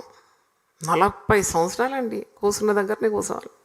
వానికి ఎన్ని బెడ్ సోర్స్ ఉన్నాయో నేను అనుకుంటా. వానికి మొత్తం పుండ్లు ఉన్నాయి అనుకుంటా. ఎందుకంటే మూమెంట్ లేదు, గాలి లేదు, ఆక్సిజన్ లేదు. కూర్చున్న చోటనే ఉండాలి. వాడు పొజిషన్ మారాలంటే మళ్ళీ మానవ సహాయం కావాలి. అలాంటి దయనీయమైన పరిస్థితిని దేవుడు మార్చేసినాడు. హల్లెలూయా. దేవుని దయ అండి. కొన్నిసార్లు నువ్వు ప్రార్థన చేయవు, కానీ నీ ప్రవర్తన సరిగ్గా ఉంటే నీకు దేవుని దయ, మనుషుల దయ ఎప్పుడు లభిస్తుంది. హల్లెలూయా. నువ్వు దేవుని మాట వింటే తప్పకుండా కనికర పడతాడు దేవుడు. నా జీవితాన్ని అలాగే కట్టుకుంటూ వచ్చినాను నేను. It was a tough life for me. మీరు అంటారు అంతా బాగుంది, అబ్బా అమ్మగారు చాలా సంతోషంగా ఉన్నారని. కాదు, నేను దేవుని మాట నా జీవితానికి ఆధారం చేసుకున్నాను. ప్రేమించమంటే ప్రేమించినాను అంతే, క్షమించమంటే క్షమించినాను అంతే. ఇంకా గుర్తుపెట్టుకోవద్దు ఆ కార్యం అంటే గుర్తుపెట్టుకోలేను. I just obeyed God. దేవుడు నన్ను ఆశీర్వదించినాడు. దేవునికి స్తోత్రం. నువ్వు నీ స్వబుద్ధిని నువ్వు ఆధారం చేసుకోవద్దు ఎప్పుడు. నేను ఎందుకు క్షమించాలి? నిన్నటి రోజు 3 కార్యాలు చెప్పినా, ఏదో చెప్తారా మీరు? ఒకటి క్షమించడం, ఒకటి మర్చిపోవడం, ఒకటి కేంద్రీకరించడం, గురి యొద్దకు నీవు పరిగెత్తడం, బాధ్యత కలిగి బ్రతకడం. బాధ్యత అనేది ప్రతి ఒక్కరికి ఉంది కదా. బాధ్యత రహితంగా బతకకూడదు, గురి కలిగి బతకాలంట. ఫోకస్ ఉండాలి నీకు లైఫ్లో. ఆ ఫోకస్ నీ బిడ్డల గురించి, నీ భార్య గురించి, నీ భర్త గురించి, నీకు ఇచ్చిన బాధ్యతలన్నిటి గురించి ఫోకస్ ఇస్ వెరీ ఇంపార్టెంట్. గురి లేని వాని వల్ల నేను పరిగెత్తడం లేదు, గురి యొద్దకే నేను పరిగెత్తున్నాను. గాలిని కొట్టినట్టు నేను ప్రయాసపడడం లేదు. నేను ఈ విధంగా చేస్తున్నాను, వెనుకున్న వాటిని అన్నిటిని నేను మర్చిపోతున్నాను, ముందున్న వాటి కొరకు నేను వేగిరంగా పరిగెత్తున్నాను. ఎంత మంచి మాట అండి అది. అంటే అది ఉండాలి, మనం నేర్చుకోవాలి. 2025 మీకు ఒకవేళ అనుకోని కార్యాలు జరిగిపోయిందేమో, అయినను దేవుని హస్తం మీకు తోడుగా ఉండింది. ఒక దగ్గర భక్తుడు అంటాడు, దేవుడు నన్ను కఠినంగా శిక్షించినాడు కానీ మరణానికి నన్ను అప్పగించలేదు. చప్పట్లు కొట్టి దేవుని స్తుతించాడు. కొన్నిసార్లు దేవుని శిక్ష ఇంతనా, నా మీద ఇంత శ్రద్ధ లేదా దేవునికి, నేను ఎందుకు జారిపడినాను? మన సంఘంలోని సిస్టర్ క్యాథరిన్ జారి పడి ట్రైన్ కింద పడ్డది. ట్రైన్ మూవ్ కావడానికి ఇంకా 2 నిమిషాలంట. దేవుడు చేసిన అద్భుతం ఏంటంటే, ఆమె కొద్దిగా లావుగా ఉంటుంది, కాళ్ళంతా వాపు ఉన్నది, నడవరాదు, చిన్న వయసే కానీ జారి ట్రైన్ కింద పడితే కూడా ఆమెను నేను అడిగినాను, నువ్వు ఎలా లేవగలిగినావు? ఈ ఏజ్లో దాదాపు 50 పైగా ఉంటుంది ఏజ్. ఎట్లా లేచినావు? చిటికుని ఎట్లా లేచినావు అంటే, నాకు తెలియదమ్మా, నేను ఎట్లా లేచినా తెలియదు, ఎట్లా వాళ్ళు నన్ను పుల్లప్ చేసి బయట వేసినారో నాకు తెలియదమ్మా, ఇదంతా నాకు ఒక కలలాగా ఉందమ్మా. సాధారణంగానే లేవడానికి సమయం తీసుకుంటుంది సిస్టరు, మరి చిటుకున లేవాలి కదా. నువ్వు పడిపోయిన తర్వాత గాయమైంది, బలమైన గాయం తలకు తగిలింది. అయినా నాకు అనిపిస్తుంది ఆ ట్రైన్ కింద నుండి లాగింది మనుషులు కాదండి, దూతలు. బలమైన దూతలు వచ్చేసినట్టున్నాయి. దేవుని స్తోత్రం. పట్టి లాగి బయటేగానే ప్రాణం దక్కింది, ఆమె మరణించలేదు. చూడండి, దేవుడు మనల్ని అనేక సార్లు ఇలాగ తప్పిస్తూ ఉంటాడు. కీడు నుండి తప్పిస్తాడు, మరణం నుండి తప్పిస్తాడు, కన్నీళ్ళ నుండి విడిపిస్తాడు, కయ్యాల నుండి, కలహాల నుండి, మనస్పర్ధ నుండి విడిపిస్తాడు, తప్పించేస్తాడు అన్నమాట. అతడు నన్ను ప్రేమించున్నాడు గనుక నేను అతన్ని తప్పిస్తాను, వేట కాని ఊరిలో నుండి నేను వాడిని తప్పిస్తాడనమాట. మరి మనకైతే వాగ్దానాలు తెలుసు, నామాలు తెలుసు, ఆదేశాలు తెలుసు, పిల్లల ఆశీర్వాదాలు తెలుసు, ఇంకా తెలివందంటూ లేదు. నాకు అనిపిస్తుంది జ్ఞానం అంతా యూపీఎఫ్లోనే ఉందేమో. అంత జ్ఞానంతో నిండిన వాళ్ళు వీళ్ళంతా. మీరు అన్ని ప్రతిరోజు 1000 నామాలు ధ్యానం ఉన్నది జూమ్లో. పలుకుతూ ఉంటారు, ఆమెనంటారు, వాగ్దానాలు పలుకుతారు, ఆమెనంటారు, పిల్లల ఆశీర్వాదం ఆమెనంటారు. అసలు దేవుడు నన్ను ముందే, మరి 20-25 సంవత్సరాల ముందే నన్ను సిద్ధపాటు చేసి ఈ పుస్తకాలన్నీ రాపిచ్చి, ఈరోజు ఎంత ఈజీగా అది పాకెట్లో పర్సులో పెట్టుకొని ఎక్కడన్నా సమయం పోనీయక చదివి ఎంత దీవెన పొందుతున్నారో ఒకసారి దేవునికి చప్పట్ల స్తుతి చేద్దాం. హల్లెలూయా. చాలామంది అన్యులు కొనుక్కుంటారు ఈ పుస్తకాలు, ఇంకా సంతోషం నాకు. ఎందుకంటే వాళ్ళు అర్థవంతమైన నామాలు కదా. ఇది సంస్కృతిలో అయితే అతహ తతహ అంటే ఏదో అర్థం కాదు. ఇదైతే కరెక్ట్. దహించు అగ్ని అంటే అర్థమైపోతుంది. సర్వశక్తి గల దేవుడు అంటే అర్థమైపోతుంది. సర్వోన్నతమైన దేవుడు, సర్వాధికారి అయిపోయింది, అర్థమైంది. ఒక సహోదరి నన్ను అంటుంది, అమ్మ ఎంత క్లియర్గా ఉందమ్మా ఇదంతా మాకు అంటే. ఈ పుట్టుకుంటూ ఆయనకి ఆ భాగ్యం కూడా లేదు. ఎవరైనా నామాల పుస్తకం ఇచ్చిండు ఆయనకు? మీరే చెప్పండి. ఆయన మనకి చదువు వస్తుందా? వాడు పుట్టుకుంటేవాడు, వానికి చదువు లేదు, సంస్కారం లేదు, ఏది లేదు. పైగా ఈ దేవుని గురించిన తెలివి అసలే లేదు. ప్రార్థన చేయడానికి ఉన్న తెలివి కూడా లేదు ఆయన. దేవుని తట్టే చూడాలనే జ్ఞానం కూడా ఎవరు బోధించలే ఆయన. అందుకే ఎవరి తట్టు చూస్తున్నాడు? దేవుని తట్ట, మనుషుల తట్టు చూస్తున్నాడు. పేతురు యోహాన్ల తట్టు చూస్తున్నారు. వాళ్ళు దైవజనులే కానీ వారు మానవులే కదా. దేవుని కంటే మిన్నైన వారైతే కాదు, మానవులతో చూస్తున్నారు. Ignorance. He doesn't know that there's a God who can perform miracles in his life. దేవుని బిడ్డలారా, మీరు ఎప్పుడు కూడా మీ హృదయంలో ఒక స్థిరమైన విశ్వాసం ఉండాలి. దేవుడు నాకు సహకారిగా ఉన్నాడు, నేను భయపడను. ఎన్ని సంవత్సరాల వ్యాధైనా దాని నుండి నన్ను విడిపిస్తాడు. 40 సంవత్సరాలు ఈ పుట్టుకుంటే వాడు ఎన్ని ఇబ్బందులు అనుభవించి ఉండొచ్చు కదా. ఒక వారం పడకబడితేనే జీవితం మీద విరక్తి వచ్చేస్తుంది. వారం పడకబడితే చాలు, ఎందుకు సస్తే బాగుండాలి. కానీ వీడు అది ఎన్నిసార్లు అనుకున్నాడు, అలాగూ ఏమనుకున్నాడు, చచ్చిపోతే బాగుండు, నా సమస్యలన్నిటికీ సమాప్తం, ఇంకో క్రొత్త జీవితం వస్తుందని ఒక ఇసుమంత ఆశ కూడా లేనివాడు వీడు. దేవుడు ఒకడు ఉన్నాడని, దేవుడు తనను స్వస్థపరచగలడని, దేవుడు సర్వశక్తి గల దేవుడని, తన దాసులను వాడుకుంటాడని ఈ జ్ఞానం అసలే లేదు ఆయనకు. అది ఆలోచించండి మీరు. ఇంకా మీరు ఆలోచించండి, మీకు ఇంకా కొత్త కొత్త పాయింట్స్ ఇస్తాడు దేవుడు. ఎక్కడన్నా ప్రసంగం కూడా చేయండి. I always encourage you to preach. అవును, నీకున్న వెలుగు ఇతరులకు నువ్వు అందించాలి కదా. చిన్న చిన్న కోడికలు, పెద్ద కోడికలు కూడా పిలుస్తారు మేము, ఎందుకంటే మీరు యూపీఎఫ్ బ్రాండ్ మీద ఉన్నారు కాబట్టి మీకు ఇన్విటేషన్స్ వస్తాయి తప్పకుండా. మీరు నేర్చుకున్నదంతా మీరు తప్పకుండా వెదజల్లాలి. ధాన్యాలైనా ఏదైనా చాలా దినాలు నిలవబెట్టినామంటే ఏమవుతుంది, అది పురుగు పడుతుంది. మీరు కిచెన్ సదిరేటప్పుడు అయ్యో ఇది కొని 2 ఏళ్ళు ఇది మాడలే కదా, దీనికి ఇప్పుడు ఏమైంది, పురుగు పట్టిందంట, అది తీసి దులిపేస్తారు. కొన్ని వస్తువులు వాడకుండా అటుకు మీద వేస్తారు. అటుకు మీద నుండి తీసినప్పుడు అది ఎట్టుంటుంది, దాని ఆకారం చిలుము బట్టి ఉంటుంది. అలాగే దేవుడు ఇచ్చిన వాక్యమైన, పాటలైనా, ఏ వరమైనా నువ్వు వాడుతున్న కొలది దానికి షైనింగ్ పెరుగుతూ ఉంటుంది. దేవునికి స్తోత్రం. పాట పాడుతున్న కొలది రాగం ఏమవుతుందంట, అతిశయిల్తుందంట. అనగా అనగా రాగం అతిశయిల్తుంది, తినగా తినగా వేము కూడా తీయగైపోతుంది. అలవాటు చేసుకోవాలి. అందుకే దేవుని ఆశ్రయించడం. ఈ పేద కుంటి వానికి అది ఏది లేదు, నీకున్నది ఏది లేదు అని. వానికి ఏదో పండుగ నాడు బిర్యానీ కూడా తిరిగి లేదు, కేక్ అంటే అసలే లేదు వానికి, ఇంకేది లేదు. కొత్త బట్టలు ఉన్నాయా, లేదు. మనం అనుభవించే ఏ సౌకర్యం ఈ పుట్టుకుంటూ వానికి లేదు. అందుకే అంటున్నాడు పేతురు, యోహాను, నువ్వు డబ్బులు అడుగుతున్నావా, మా దగ్గర డబ్బులేం లేదు, మా దగ్గర వెండి లేదు, బంగారం లేదు, మాకు ఒక్కటి ఉన్నది, మాకు యేసు నామమును మేము ధరించుకున్నవారం. హల్లెలూయా. మనకందరికి అది ఉన్నది. దేవునికి స్తోత్రం. హల్లెలూయా. నీకు ఈరోజు పండుగ పూట డబ్బులు లేదేమో, లేకుంటే అన్ని అనుకూలతలు లేవేమో, బట్టలు కొత్తది లేదేమో, నాకు కూడా లేదు, ఎవరో ఇస్తే వేసుకున్నాను నేను. ఎవరో ఇచ్చి మళ్ళీ వేయకుంటే వాళ్ళు బాధపడతారని వేసుకున్నాను. నాకు పెద్ద మోజు లేదు. ఇది ఏది లేకున్నా, ఏది ఉన్నా, ఏది లేకున్నా నాకు యేసు ఉన్నాడు, అదే తృప్తి.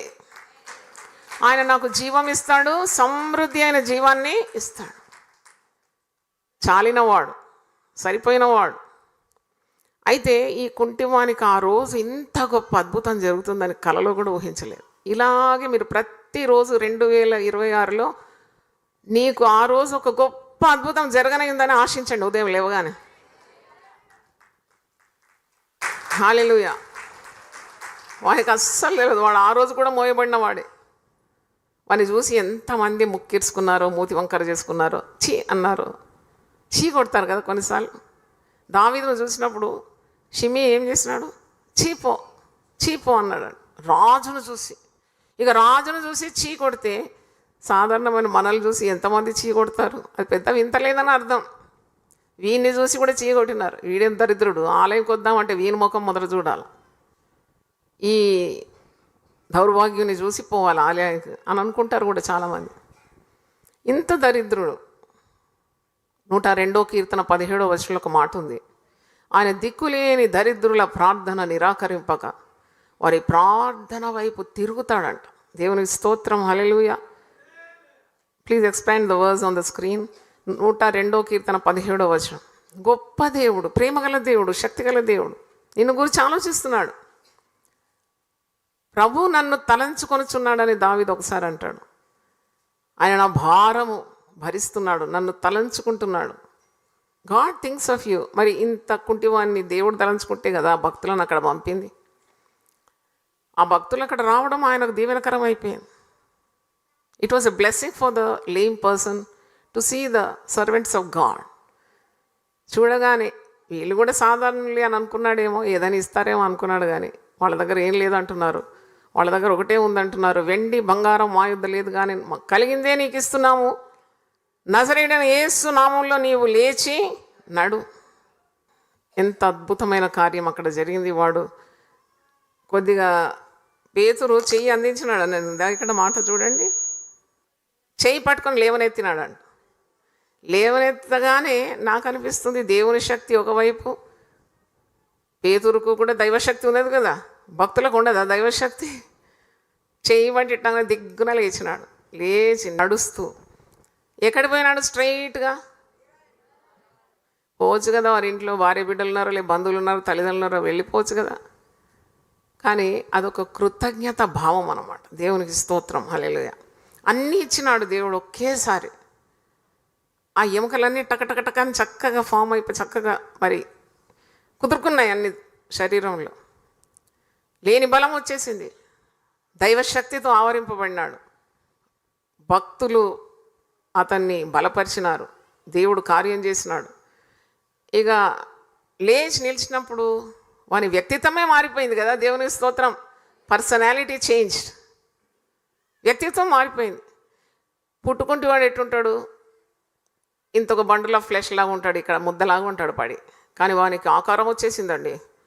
యేసు నామము తాకిడి ద్వారా ఏమొచ్చేసింది? శరీరానికి ఏమొచ్చేసింది? ఆకారం వచ్చేసింది. నీ జీవితానికి కూడా ఆకారం కావాలంటే యేసయ్య కావాలి. యేసు నామము ఉచ్చాటన కావాలి. అంత శక్తి ఉంది యేసు నామంలో. వాడు దిగ్గున లేచినాడంట. అంటే ఇప్పుడు కాళ్ళు, కీళ్ళు, ఎముకలు, మూలుగులు, నరములు, కండరములు, పాదములకు ఒకేసారి దేవుని శక్తి వచ్చేసిందండి. దేవుని స్తోత్రం, హల్లెలూయా. ఎంత బలహీనుడు, మనకు నడక రాదు. వాడు పుట్టినప్పటి నుండి కుంటివాడు అంటే వాడు ఎప్పుడు నడవలే. మన బిడ్డలు, చిన్న బిడ్డలు ఉంటే మనం ఎంత ఆశతో ఎదురు చూస్తాం కదా. 1 సంవత్సరం అయింది, ఇప్పుడు వీడు ఇట్ట పట్టుకొని ఇట్ట ఏం చేస్తున్నాడు? నిలుస్తున్నాడండి నా కొడుకు. వాడు నిలుస్తున్నాడు. తల్లిదండ్రులు సంతోషం చూడాలి. నిలిచినాక ఏం ఎక్స్పెక్ట్ చేస్తారు? నడకమ్మ ఒక్క అడుగు వేసినాడండి ఈరోజు నా కొడుకు, ఒక్క అడుగు వేసినాడండి. ఎంత సంతోషమో. 2-3 అడుగులు వేస్తున్నాడండి. పట్టుకోకుండా నడవగలడండి. ఇదంతా మురిపం. అంటే పిల్లల్ని ఎంత చక్కగా గారాబంగా పెంచుకుంటారు కదా, అంతగా మరి అంటే stage by stage mile stone అంటారు. పిల్లల మైల్ స్టోన్ కనిపెట్టాలా, ఈ స్టేజ్కు ఇది రావాలి, గ్రోత్ డెవలప్మెంట్ అంటారు. వీనికి మైల్ స్టోను లేదు, ఇంకేం స్టోను? ఏ స్టోను లేదు. వానికి యేసయ్యే స్టోన్ అయిపోయినాడు. ఏ మైల్ స్టోన్ లేదు. ప్రమోషన్ ఆఫ్టర్ ప్రమోషన్, హెచ్చు వెంబడి హెచ్చు, కృప వెంబడి కృప, శక్తి వెంబడి శక్తి. కాళ్ళు, కీళ్ళు, ఎముకలు, మూలులు, నరములు, కండలు అంతా ఒకేసారి శక్తి పొందుకున్నది. దేవునికి స్తోత్రం, హల్లెలూయా. దిగ్గున లేచినాడు, హల్లెలూయా. దిగ్గున లేచినాడు అని ఉంది వాక్యంలో. వాడు నడిచినాడండి. నడుస్తూ వాడు పరిగెత్తినాడు కూడా. కానీ ఎక్కడికి పరిగెత్తినాడు? దేవాలయంకు పరిగెత్తినాడు. అందుకొరకు చప్పట్లు కొట్టాలి. దేవునికి స్తోత్రం. వాడు దేవాలయంకు పరిగెత్తడము వానికి ఎవరిచ్చినారు ఈ జ్ఞానం? వాడు అక్కడ గుడికి పోయి అలవాటు, ఇక్కడ మందిరం ద్వారం దగ్గర పడి ఉంటాడు కదా. నాకు అనిపిస్తుంది మందిరం ద్వారం దగ్గర పడుకొని వాడు చాలా సత్యాలు గమనించినట్టున్నాడు. ఈ ప్రజలందరూ ఎందుకు వస్తారు ఈ మందిరానికి? ఎందుకు వస్తారు? వీళ్ళు ప్రార్థనలు విన్నాడేమో. వాళ్ళని చూసి ఎన్నో సంవత్సరాల నుండి మందిరం ద్వారం దగ్గర పడి ఉన్నాడు కాబట్టి వారి ప్రార్థనలు, వారికి జవాబు రావడం, వారి సాక్ష్యాలు ఇవన్నీ విన్నాడేమో. అందుకే ఈ స్వస్థత మనుషుల వలన కలిగినది కాదు, ఇది ఎవరి వలన కలిగింది? అందుకే నేను ఎక్కడికి వెళ్ళాలి? ఎవరిని స్తుతించాలి? ఎవరిని ఘనపరచాలి? ఆ తెలివి ఆ కుంటివానికి ఉండింది ఆ రోజు. హల్లెలూయా. ఆ తెలివి ఆ కుంటివాడు ఆ రోజు పొందుకున్నాడు. అంటే ఈ హ్యాడ్ ఎ గ్రేట్ఫుల్ హార్ట్. 2025లో మీరు ఊహించని కార్యాలు చూసినారు మీ జీవితంలో.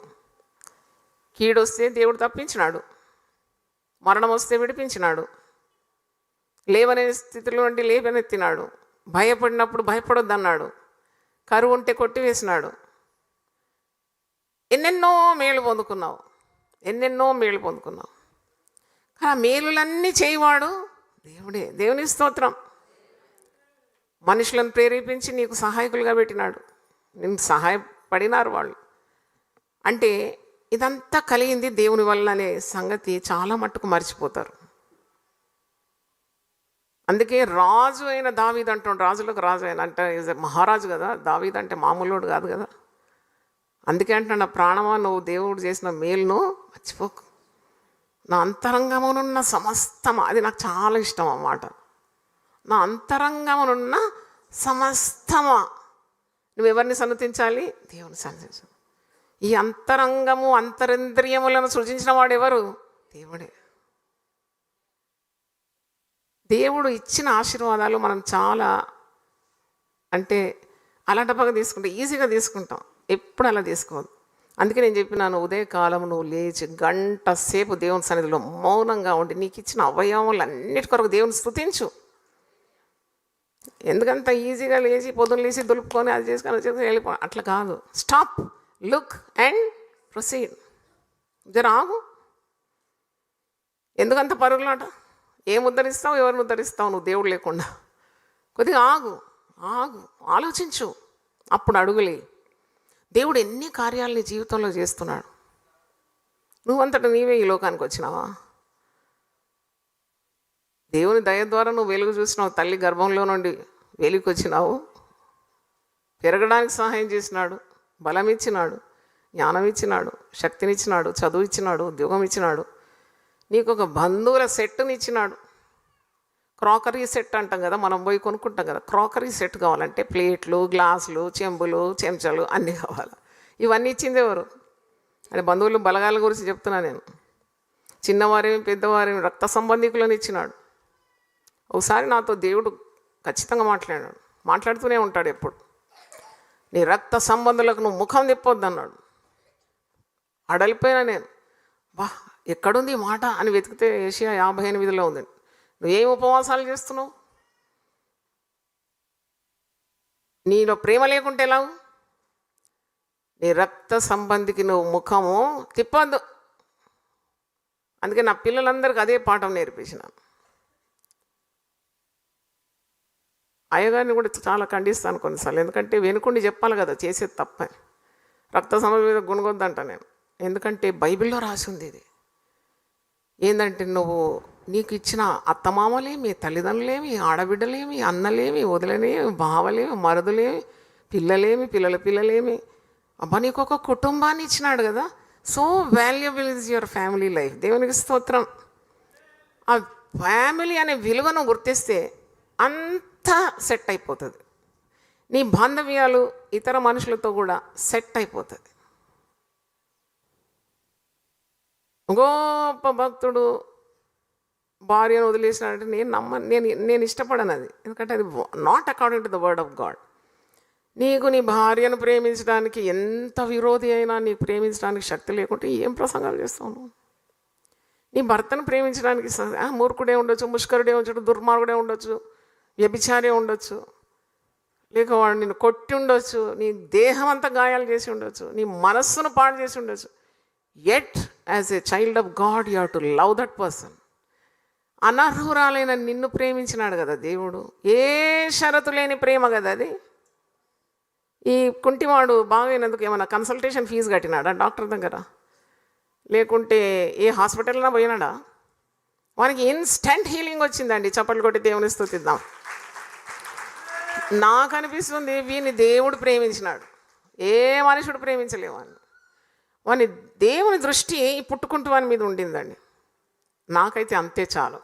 దేవుని దృష్టి నా మీద ఉంటే చాలని నాకు అనిపిస్తుంది. మీకు ఎట్లా అనిపిస్తుంది? లేదు, వాళ్ళ దృష్టి మన మీద ఉండాలి, వాళ్ళు అయ్యో పాపం అనాలి. నాకు అయ్యో పాపం అంటే ఎక్కడ లేని బుర్ర పాడవుతుంది నాది. అయ్యో పాపం ఏంది? దేవుని చిత్తం నా పట్ల జరుగుతుంది అంతే అంటా నేను. మా తల్లి 15 సంవత్సరాలు పడక మీద ఉండింది కదలలేక.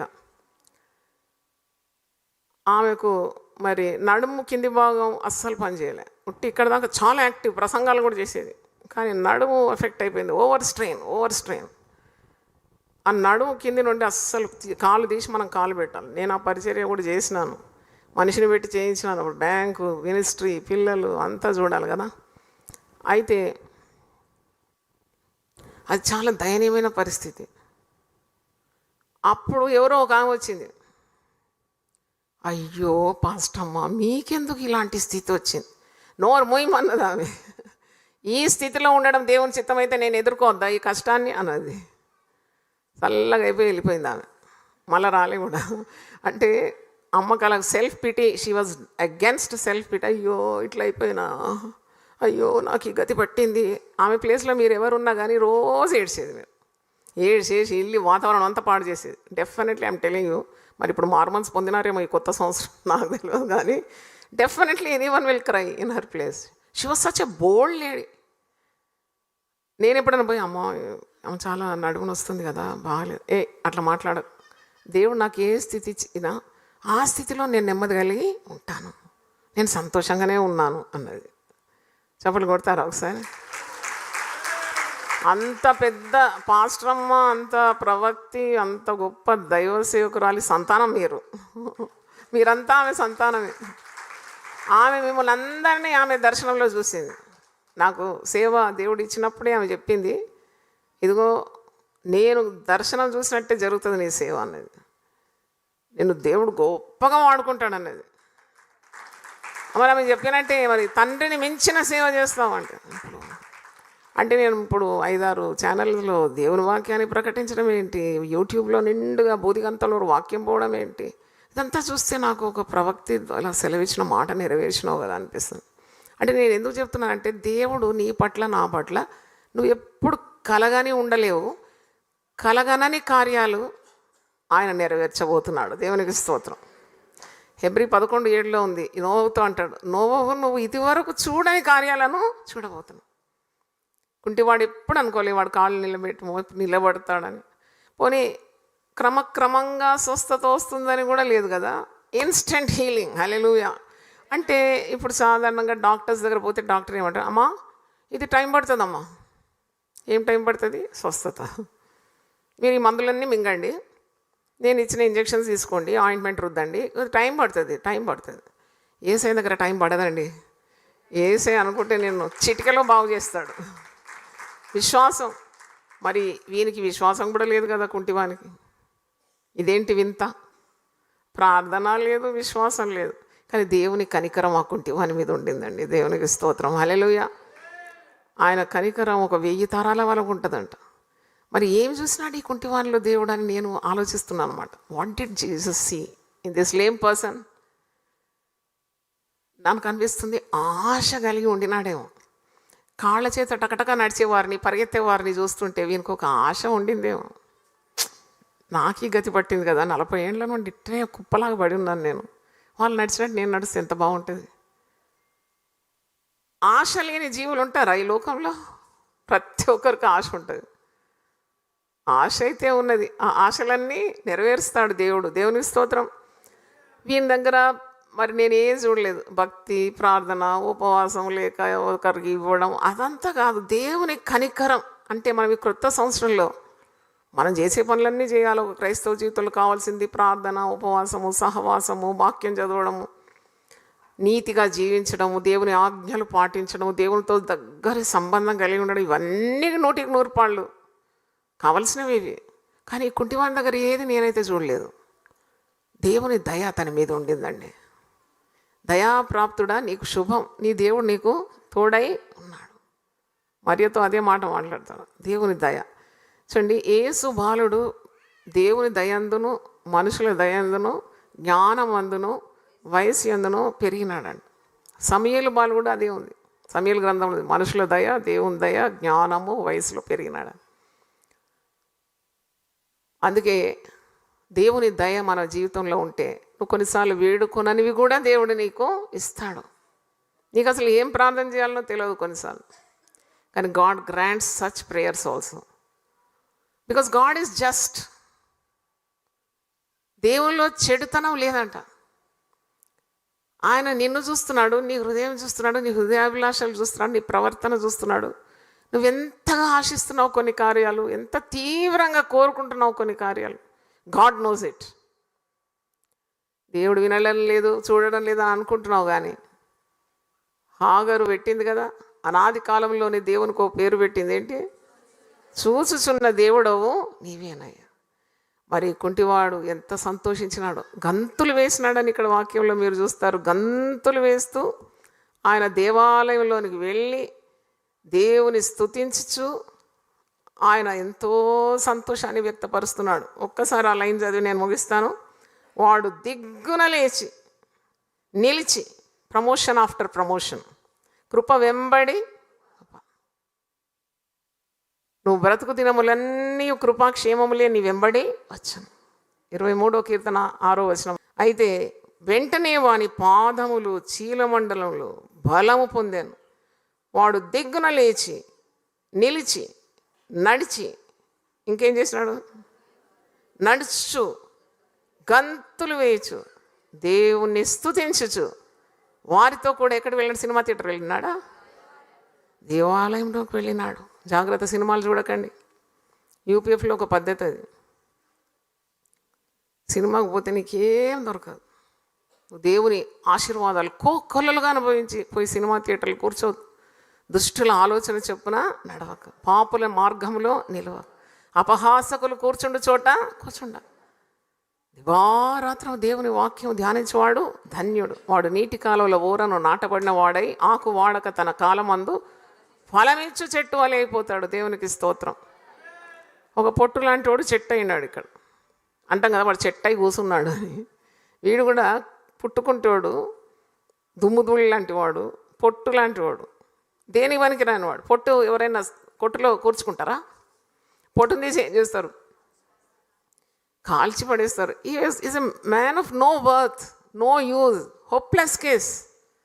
అందుకే పరిశుద్ధాత్మ ప్రేరణ ద్వారా నేను ప్రకటిస్తున్నాను, మిమ్మల్ని లోకము హోప్లెస్ అని ఉండొచ్చు, నీకు నువ్వు పనికిరాని దానివి, పనికిరాని వానివి అని అనుకున్నా, నిన్ను చాలా ప్రయోజనకరంగా ఒక్క మాటతో దేవుడు ఒక వటవృక్షంగా మార్చగలడు. దేవునికి స్తోత్రం. ఫలభరితమైన చెట్టులాగా మార్చగలడు. నీకున్న తలాంతులన్నీ వెలిదీయగలడు. నువ్వు అనుకుంటు నాకు ప్రసంగం రాదు, నాకు పాట రాదు, నాకు అది రాదు. నువ్వు అందరినీ మించిన ఆ సామర్థ్యంతో దేవుని కొరకు వెలగగలవు. దేవునికి స్తోత్రం. 4 సంవత్సరాల దగ్గర నాకు మాట రాలేదండి. 4 years I was not speaking. అంటే ముద్దుగా బొమ్మలాగా ఉంటుంటే లావుగా, కానీ ఎవరన్నా పేరు అడిగితే పేరు రాదు, ఏం రాదు, గమ్మని ఉంటుంటే. మళ్ళా మా అమ్మ చాలా ప్రార్థన చేసింది, ఈ పిల్లకు మొగి పిల్ల అయిపోయిందని. ఇంటికి వచ్చిన వాళ్ళు అందరూ అంటారు, అయ్యో పిల్ల బాగుంది కానీ మాటలు రావు. పిల్ల బాగుంది, చెంపలు గిల్లిపోయేది ఎప్పుడు వచ్చిన వాళ్ళందరూ. నా చెంపలు ఎర్రగా అయిపోయింది ఇంటికి ఎవరైనా వచ్చినారండి. అంత బుగ్గలు ఉంటే గిల్లడం వాళ్ళకి అలవాటు అయిపోయింది. నాకేమో కోపం వచ్చేది. ఆ కోపం ఎక్స్ప్రెషనే వాళ్ళకి తెలుసు, కానీ నాకు లోపల మండుతుందని అలాగ తెలుసుకున్నారు అంతే. అయితే మెల్లమెల్లగా మాటలు, మా అమ్మ ప్రార్థన చేస్తే దేవుడు మాటలు ఇచ్చినాడు. అమ్మ, నాన్న, బడి, స్కూలు అన్నీ చెప్తాను బాగానే, కానీ మాటలు సెంటెన్స్లు రాలే. మళ్ళీ అమ్మ ప్రార్థన చేసింది. ప్రార్థన చేస్తే మాటలు బాగా వచ్చింది, కానీ మాట్లాడాను నోరిప్పి. కోపం అన్నమాట. నోరిప్పి మాట్లాడాను. అన్నీ తెలుసు, మాటలు తెలుసు, వాళ్ళు మాట్లాడేది తెలుసు, అంతా తెలుసు. నాకు మాటలు రిటర్న్ ఎట్లా రిప్లై చేయాలని కూడా తెలుసు, కానీ మాట్లాడాను. పాప ఎంత చక్కగా ఉంది కదా, నీ పేరేంటి పాప అంటే ఇట్లా అనేదాన్ని. నీకెందుకు చెప్పాలి నా పేరు? చిన్నప్పటి నుండి ఆ బుద్ధి ఇప్పుడు కూడా పోయిందో లేదో, మరి పోయినట్టుండేది. ఎందుకంటే ఎవడైనా నువ్వు క్రీస్తునందున్న ఎడల వాడు నూతన సృష్టి, పాతవి గతించి. ఎప్పుడు సమాధానం ఇవ్వకపోయేది, అది నా గుణం అనమాట. అది ఇప్పుడైతే పట్టి అడుగుతా, మీరు బాగున్నారా, ఏమైందమ్మా, నీ ప్రాబ్లం ఏమైంది? నాకు ఆశ్చర్యం అవుతుంది, క్రీస్తునందు ఉంటే ఇంత నూతనత్వం వచ్చేస్తుందా? అసలు నా సమయాన్ని ఎప్పుడు ఎవరికి చెప్పేదాన్ని. ఇప్పుడు సమయాన్ని ఇచ్చి ఇచ్చి ఇచ్చి మీరందరు నిద్రపోయినా నేను పని చేయడానికి రెడీగా ఉన్నాను. హల్లెలూయా. అదే క్రీస్తులో సమృద్ధి జీవం, క్రీస్తులో నూతనత్వం, క్రీస్తులో మార్పు, క్రీస్తులో మారు మనసు, క్రీస్తులో సర్వ శరీరానికి ఆరోగ్యం, క్రీస్తులో సర్వ సంపద. క్రీస్తు అంటేనే ఒక ఘని. దేవునికి స్తోత్రం. మరి దేవుడు అలాగా ఆశీర్వదించినాడు. 12 ఏళ్ళకు నేను అటు ఇటు ఇంట్లో తిరుగుతున్నాను, స్కర్ట్ వేసుకొని ఫ్రాక్ వేసుకొని తిరుగుతుంటే చాలామంది దైవభక్తులు మా ఇంటికి వచ్చినారు. మా నాన్నకు ఒక అలవాటు ఏంటంటే, పిలిస్తే ఒక డజన్ మందిని పిలిచేస్తాడు. మా అమ్మకి ఎంత కష్టం అదంతా చేయడం, చాలా శ్రమించి అలాగ అయిపోయింది మా అమ్మ. నాకు కొన్నిసార్లు మా నాన్నగారి మీద బాధ కలుగుతుంది. నాన్న ఎందుకు అలా ఆలోచించు, నా అమ్మకి ఇంత కష్టం ఉంటుంది కదా. ఎప్పుడు గునగకుండా సరగా వండుడే పని, అండలు పెట్టి మా అమ్మ వండేస్తుంది. ఒకరికేమో నార్త్ ఇండియా డిష్ కావాలంట, వేరే కేరళ డిష్ కావాలంటే, ఇంకో తెలంగాణ డిష్ కావాలంట. న్యూజిలాండ్ నుండి ఒకరు వచ్చినారు దైవజనులు, ఆయనకు ఆలుగడ్డలు ఉడకబెట్టి అనంట, పెప్పరు సాల్ట్ వేసి, అదే వాళ్ళ స్టేపుల్ ఫుడ్ అంట. ఇంత కష్టపడేది మా పాస్టమ్మ రేచలమ్మ. అయితే మరి వాళ్ళందరూ వచ్చి ఒక దగ్గర మంచాలు వేసి ఒక రూమ్లో పండబెట్టినారు ఆ భక్తులందరినీ. ఇక సేవలు, వాళ్ళ బట్టలంతా ఉతికేది మా అమ్మ. ఈరోజు యవనస్తులు కాపని ఒక్క షర్ట్ ఉతుకమంటేనే ముఖం ఇంత లావు అవుతుంది. ఇది తీసి అని పెట్టమంటే ఇట్ట చూస్తారు. బా ఎన్ని బాధలు. మా తల్లి అట్లా లేకుండే. కల్పవల్లి అనమాట ఆమె.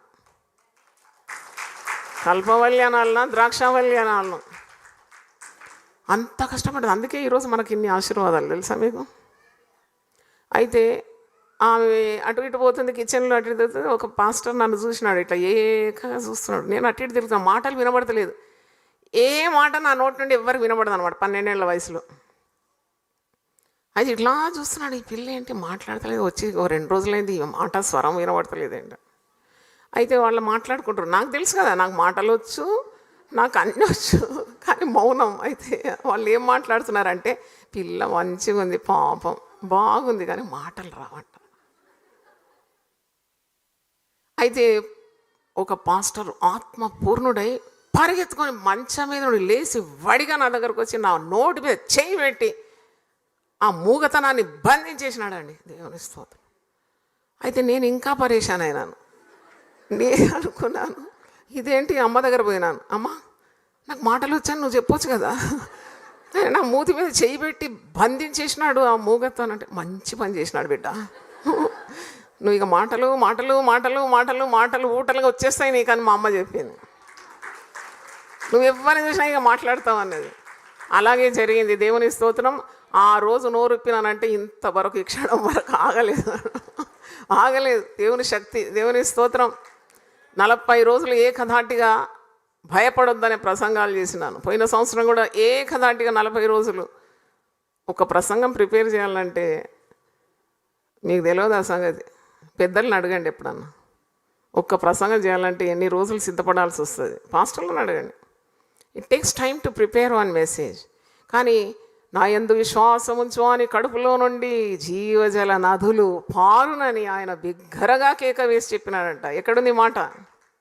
నా యందు విశ్వాసం ఉంచు అని కడుపులో నుండి జీవజల నదులు పారునని బిగ్గరగా చెప్పినాడు యేసు ప్రభు. యోహాను సువార్త 7:38.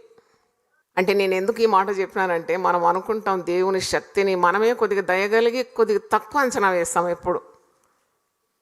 తలనొప్పి అయితే బాగు చేస్తాడు, కానీ క్యాన్సర్ ఎట్లా బాగవుతుంది అంటే, తలనొప్పి బాగు చేసిన వాడు క్యాన్సర్ బాగు చేయడా? నాకు 9 సంవత్సరాలు థైరాయిడ్ జబ్బు ఉండిందండి. ఇంత పెద్ద గడ్డ, ఆలుగడ్డ అంత మెడ మీద ఉండేది. హై నెక్ బ్లౌజ్ వేసేది, కవరప్ చేసుకునేది, టీవీలో కనబడుతుందని. అయినా టీవీ పరిచయం ఆపలేదు నేను. 25 కిలోల మరి శరీరం వెయిట్ లాస్ అయింది. తూలి పడేదాన్ని ఆ వయసులో. అంటే ఒక 15 సంవత్సరాల క్రితం అనుకుంటా, 10 సంవత్సరాలు కాదు, 12-13 years బ్యాక్.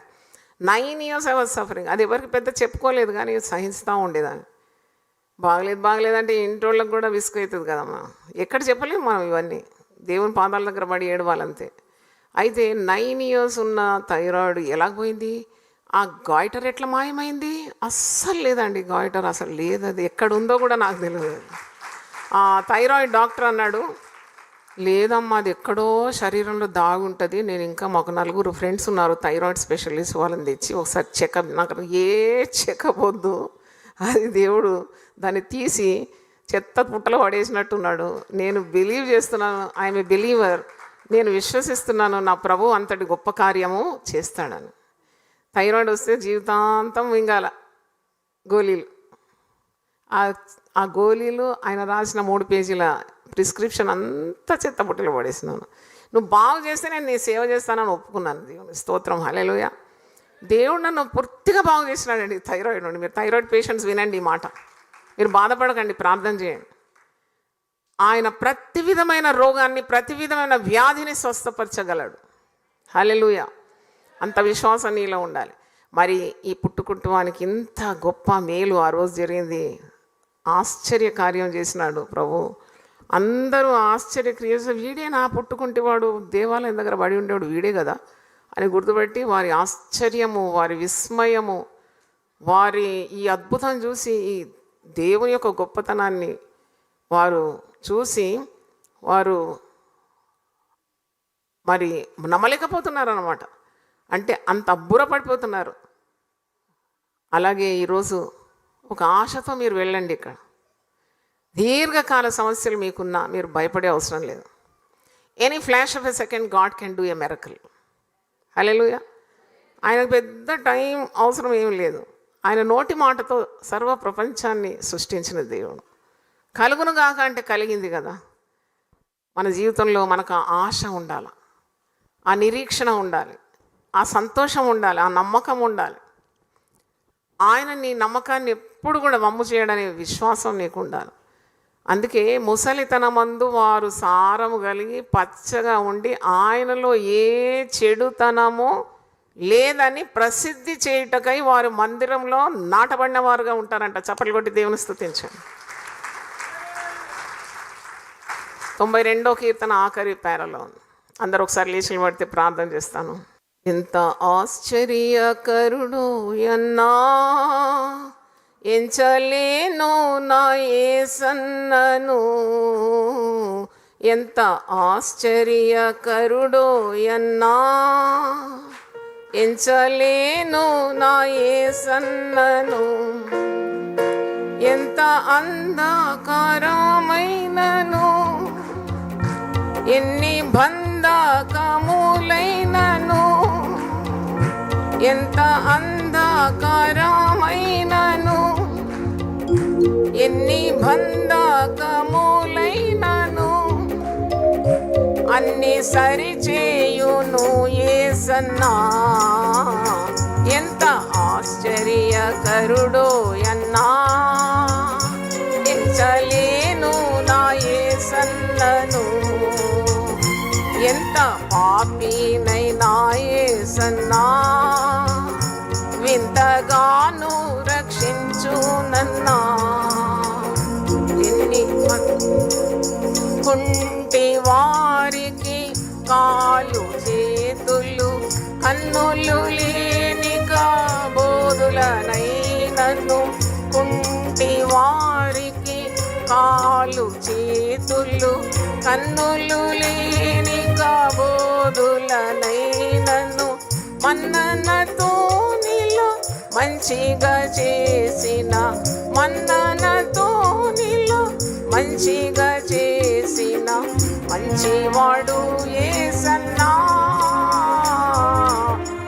ఎంత ఆశ్చర్యకరుడో యన్నా ఎంచలేను నా యేసన్నను.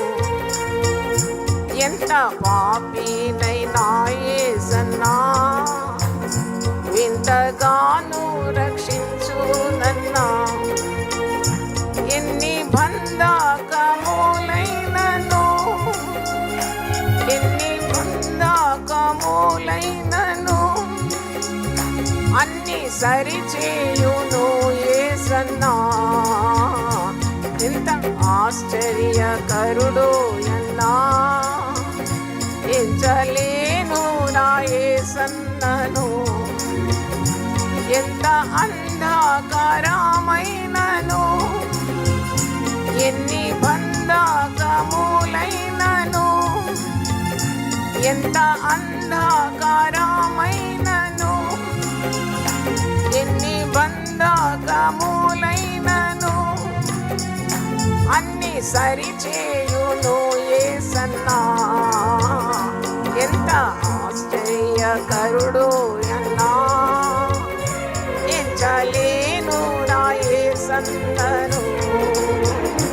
ఎంత పాపినైనా యేసన్నా ఎంతగానో రక్షించునన్నా. హల్లెలూయా. చేతులెత్తి మనం ప్రార్థన చేద్దాం.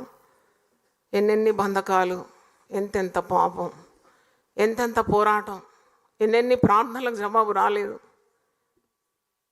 నిరీక్షణ లేని వారి వల్లే మనం దుఃఖించకూడదని వాక్యంలో ఉన్నది. నువ్వు నిరాశపడకూడదు. నిరాశ, నిస్పృహ, కృంగుదల ఇవన్నీ సాతాను నుండి వస్తుంది. ఇన్ని సంవత్సరాలు నేను ప్రార్థన చేస్తున్నాను, ఇంకా మార్పు లేదని కొందరు నీరసించిపోతున్నారు. అందుకే దేవుడు ఈ మాట ఇచ్చినాడు.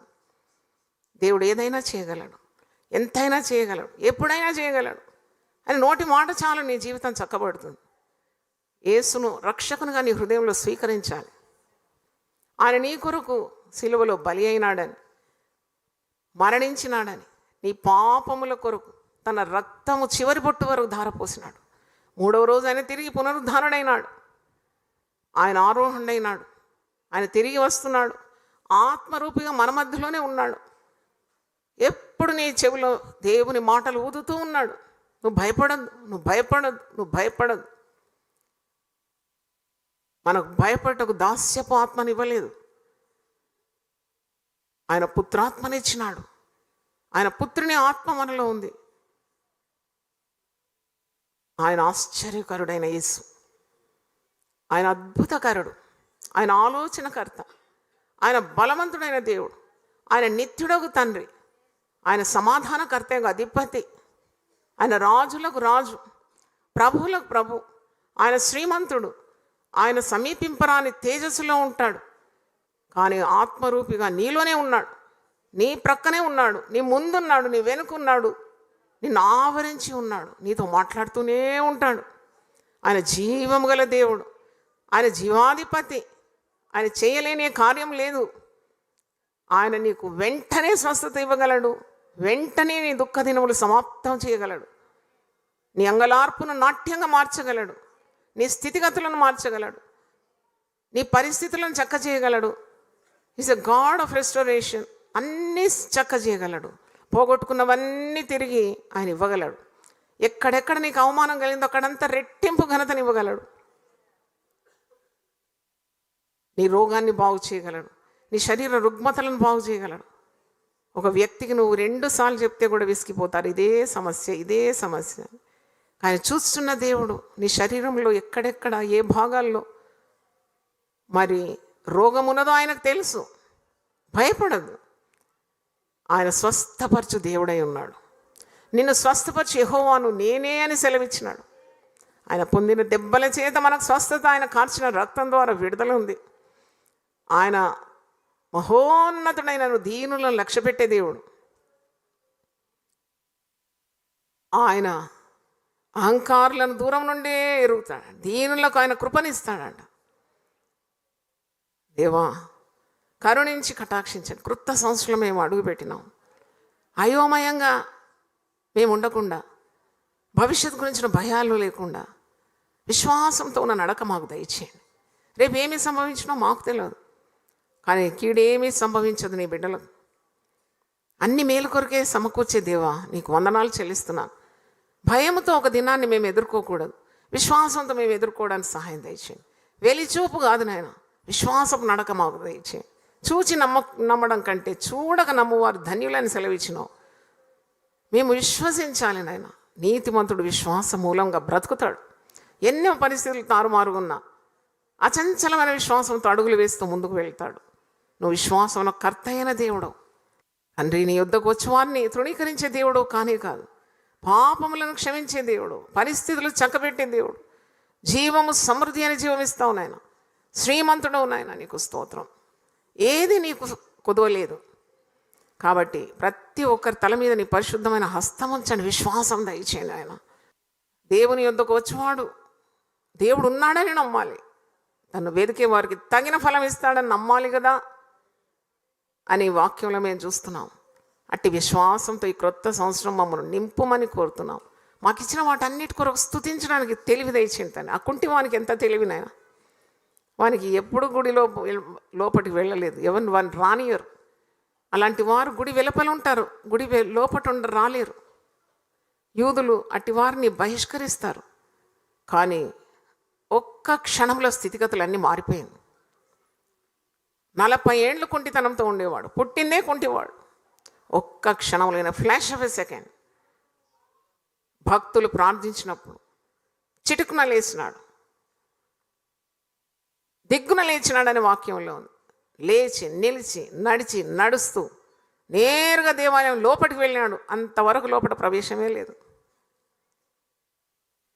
నువ్వు హెచ్చించే దేవుడు, బలమిచ్చే దేవుడు, ఘనతనిచ్చే దేవుడు, ప్రార్థనలకు జవాబిచ్చే దేవుడు తండ్రి.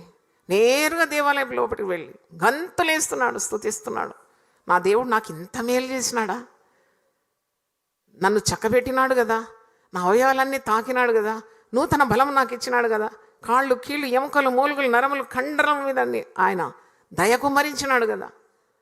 ఎంతగా స్తుతిస్తున్నాడు, ఎంతగా స్తుతిస్తున్నాడు. అక్కడ చూసిన వారందరూ వీడే కదా పుట్టుకుంటే వాడు ఆలయం మెట్ల దగ్గర పడి ఉన్నాడు, వీడు బాగు చేయన్నాడా, వీడు స్వస్థపరచబడినాడా అని విస్మయం పొందుతున్నారంట. మన జీవితాలు చూసి ఇతరులు విస్మయం ఉండాలి. అవును తను 2026లో మా జీవితాలు చూసి ఇతరులు ఆశ్చర్యపడాలి. ప్రభు, వీళ్ళు దేవుని నమ్ముకున్న వాళ్ళు, దేవుని మాటలకు విధేయత చూపేవారు, వీళ్ళు రక్షణ పొందినవారు, వీరు విమోచింపబడిన జనం, యేసు రక్తమందు కడగబడిన వారని చెప్పాలి ప్రభు. వీరి జీవితాల్లో అద్భుతాల పరంపర అని చెప్పాలి ప్రభు. వీరి పాత స్థితి ఎలాగుండింది, ఇప్పుడు ఎలాగున్నారు వీళ్ళు, ఇంతగా మార్పు తెచ్చిన దేవునికి స్తోత్రం చెప్పాలి ప్రభు. అలాగూ మమ్మల్ని 2026లో ఆశీర్వదించమని, ప్రతి ఒక్కరి హృదయంలో గొప్ప విశ్వాసం దయచేయమని, రక్షణ ఆనందము దయచేయండి, పరిశుద్ధాత్మ నింపుదల దయచేయండి, దీవించండి, సమృద్ధి దీవెన దయచేయండి. క్రీస్తునందున్న వాడు నూతన సృష్టి అని వాక్యంలో ఉంది. పాతవి గతించెను, సమస్తము క్రొత్తవాయను. ఆ క్రొత్తదనంలో మమ్మల్ని నడిపించండి దినదినం. యేసు పరిశుద్ధ నామములో అడిగి వేడుకుంటున్నాను తండ్రి, ఆమేన్. తండ్రి అయిన దేవుని ప్రేమ, యేసు క్రీస్తు కృప, పరిశుద్ధాత్మ సహవాసం మనందరితో సదాకాలం తోడుగా ఉండునుగాక. క్రొత్త సంవత్సరంలో అనుదినము ఆయన ప్రేమను, మనం అపారమైన ప్రేమను, అపారమైన కరుణను, అపారమైన దయను పొందుదుము గాక. ఆమేన్. మన జీవితంలో ఆశ్చర్య కార్యాలు దేవుడు కలగజేయును గాక. ఆమేన్. హల్లెలూయా. మీకందరికీ నూతన సంవత్సరం శుభాభివందనాలు. ప్రతిదినం దేవునితో నేను. కుటుంబ వ్యవస్థలు, జీవన విలువలు అస్తవ్యస్తంగా మారుతున్న ఈ రోజుల్లో ప్రభువు దాసురాలు రెవరెండ్ డాక్టర్ జాయ్ చెరియన్ గారు దైవ దర్శనంతో ప్రభువు సన్నిధిలో కనిపెట్టి పొందిన 366 విభిన్న ధ్యానాంశములను ప్రతిదినం దేవునితో నేను అనే పుస్తక రూపంలో ప్రపంచానికి అందించారు. ఇది అనేకుల జీవితాలను ప్రభావితం చేసే ఒక విలక్షణమైన గ్రంథము. పరిశుద్ధాత్మ దేవుడు ఈ పుస్తకమును పఠించే ప్రతి ఒక్కరిని స్పృశించి శక్తితో నింపునుగాక. ఈ పుస్తకాలిప్పుడు అందరికీ అందుబాటులో ఉన్నాయి. ఈ నూతన సంవత్సరంలో దీనిని మీరు ధ్యానించండి, మీ బంధుమిత్రులకు ఆత్మీయ బహుమతిగా అందించండి. పుస్తక ప్రతుల కొరకు సంప్రదించవలసిన ఫోన్ నంబర్లు 9550504718, 9030757571.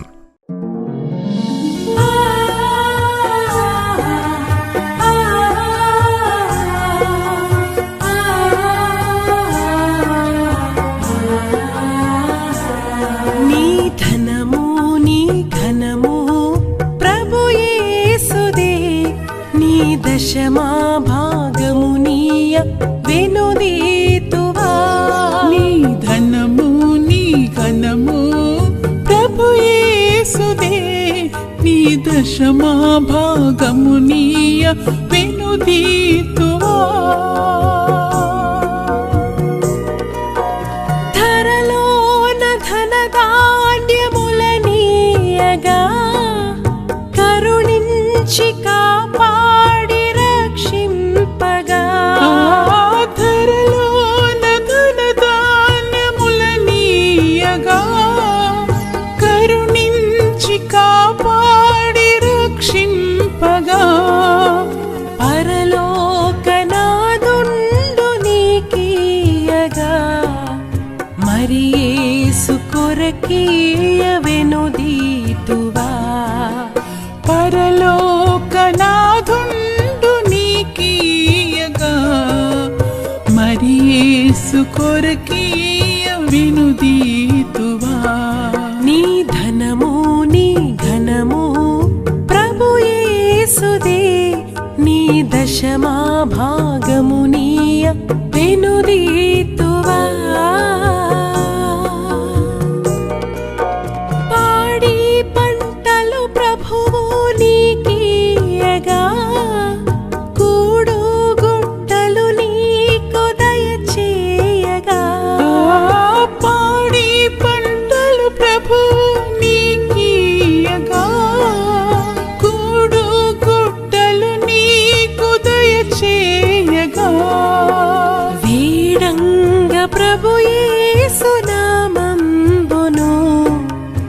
నడువేల ప్రభుకీయనో క్రైస్తవ